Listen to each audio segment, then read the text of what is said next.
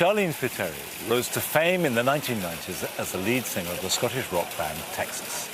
Now she combines the hectic life of touring with a more gentle-paced existence on her 25-acre farm in North Wales with her chef husband, Bryn.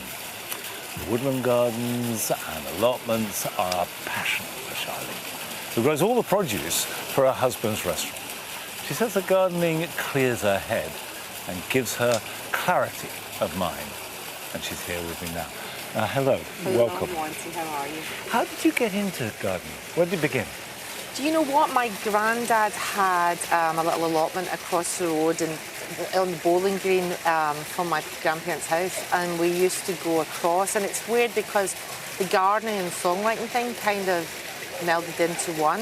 And both my parents are great gardeners, were great gardeners as well. And I just always really enjoyed that sort of focus.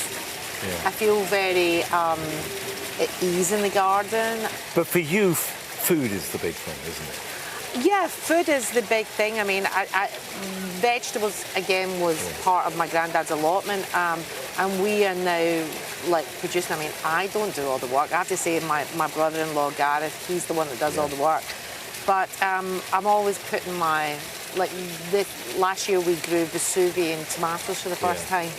And so when I'm travelling as well, I find different seeds and different things, and I'm like, oh, we should try this. Yeah. But everything we grow is heritage breeds, and that's how we go. But I love my flowers and I love my plants as well. So when you're touring with the band, do you turn your gardening head off, or is it still there? No, it's always there. Yeah. I literally take photographs whenever I'm travelling. I'm like, oh, I like that, or what is this plant, or can I grow this plant? I have my little app that I zap things and see if I can grow it in the UK or if it's possible. So yeah, I mean, I was saying to you earlier, I just came back from Alabama yesterday, and I literally went to the garden centre. I can't help myself.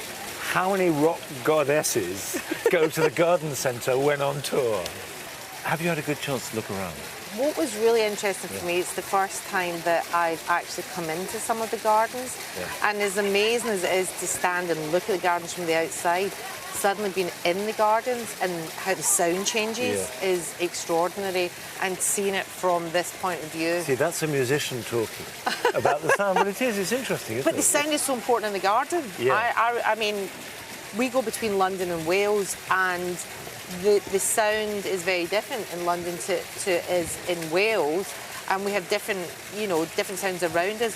But I know that when I still even go into my garden in London, just the way that we've done the garden, it's almost like it deadens the sound that's outside of the traffic and stuff like that. And it's about making it that peaceful place that you can hear the wind, and you can hear all like the movement within the garden. I know I begin to sound like a hippie here, but it is really important. And was there any one thing that you that felt I loved? You know what I was really interested to see? I really wanted to go and see the garden that was built that's going to the school for the children.